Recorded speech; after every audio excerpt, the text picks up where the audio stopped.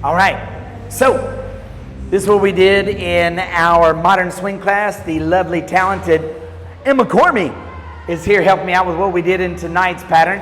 So we started off with a wrap and roll. I'm going to do it all the way through. It goes 1, 2, 3, and 4, 5, and 6, 7, and 8, 1, and 2, 3, and 4, 5, and 6, now 7, 8, 1, and 2, and 3, and 4, 5, and 6, 7, 8. 1 is a little bonus we didn't get to. Bring her to you on 2, redirect. 3, shoot your hand up through there.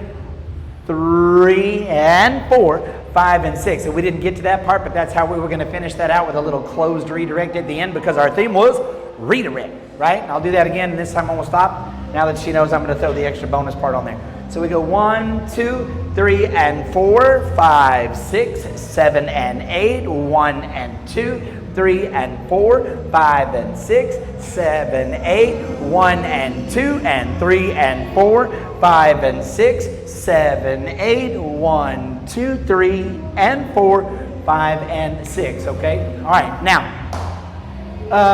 and I'll show it from the other side at the end. First, I would tell you guys when you're trying to practice this, because this little arm throw that's going on is one of the most popular things you're going to see on any video today.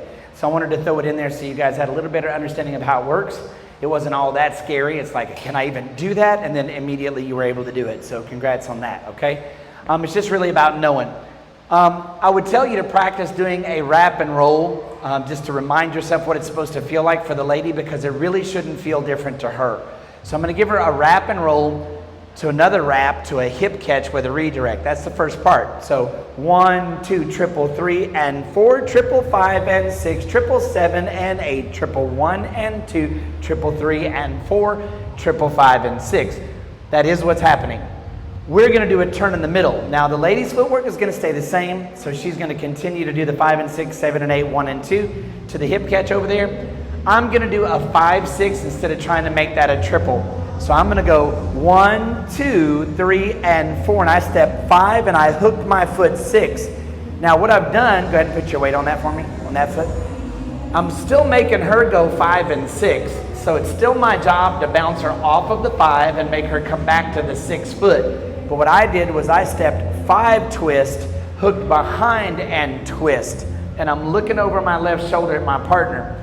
From here, I'm going to take this hand down pretty close to my face, because I don't need to take it any farther off the slot than it already is.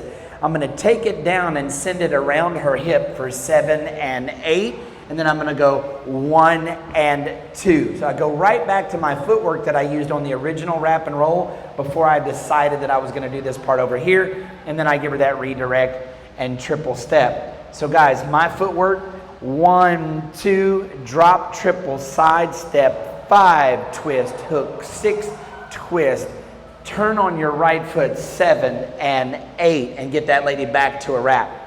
When you get the lady to the wrap, I'm not going to lie and act like your footwork is going to be perfect every time. What I need you to know is that the 5, hook, 6 is your best friend right now. When you turn around, you have the option of being on either foot, because anytime you hook, I went 5 and I go 6. Right now I'm on both feet. So I don't have to be like one or the other. Have your balance here. You're looking over your shoulder.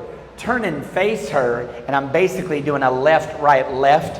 I'm faking mine almost every time because it feels natural for me to fake my footwork there. But what I do know is when I get to the 8 that I want my weight on my left foot. So I'm going 1, 2, 3, and 4, and I keep going 5, 6, but I turn around 7. I'm basically just turning around and taking a single step on my 8. Occasionally it worked out where it made me feel like going 7 and 8, but not every time. And then from there, it's my right foot triple that I'm going to the hip catch, 1 and 2 to a redirect, 3 and 4, triple step, 5 and 6. So I'll do that kind of full speed. It goes 1, 2, 3 and 4, 5, 6, 7, 8, 1 and 2, 3 and 4, 5 and 6, right? After that, we went into this sugar tuck, and this is very popular as well. Everybody does it. It's a few years old. Shout out to CJ Carraway. I believe he's the person that made this famous, if I'm not mistaken, because I always watched him do it late night dancing. But it's a sugar tuck, 1, 2, which we all know, 3 and 4, 5 and 6. But we catch the lady as she starts to leave. 1, 2, 3, and 4, and we make her syncopate that. So she goes 4 and And then from here, I'm giving her a redirect, 5 and 6, triple 7 into closed 8. Remember when you're in closed that you need to go after the lady, you asked her to go away. So don't stand back here and pull her to you. Move towards her, turn your body at the diagonal to give the lady more rope on that side so the lady gets to finish her anchor with her left side back, right? We did this from closed, which I kind of like because usually you guys don't do a sugar tuck from closed. So sugar tuck from closed, I took this and trapped it, gave her a redirect there and out. Now, I'm doing the same number of steps that I'm asking Emma to do. So if I count this starting on a 1 and then I'll go back to the straight 8 count, this goes 1, 2, triple 3, and 4, and that's an extra step that we're not used to doing. We don't go 4 and, usually. And then from here, the redirect ends up being on 5 and 6, triple 7, and 8. I would encourage you leaders to go ahead and do that extra step with the lady as well, right? In our particular pattern, this started on a 7 instead, so we ended up with a 3-beat hit. So that emphasizes the sugar tuck happening on the 1 of the measure in the event there's a cymbal crash or something important we wanted to hit there. So this goes 7, 8, 1, and 2, and 3, and 4, 5, and 6. At the very end of this, we did a 7, 8 catcher 1, 7, 8 hit the 1, let that stretch out, bring her to you, 2.5, 3, and 4 redirect, 5 and 6 at the end. Now from the other angle, this goes 1, 2, 3, and 4, 5, 6, 7, and 8, 1 and 2, 3 and 4, 5 and 6, 7, 8, 1 and 2, and 3 and 4, 5 and 6, 7, 8, 1, 2.5, 3 and 4, 5 and 6. And that's what we did in the modern swing class. Emma, thank you so much for being here. Appreciate you. Woo! Hit that like button, subscribe, do all that good stuff. You know what to do. We'll see you next time.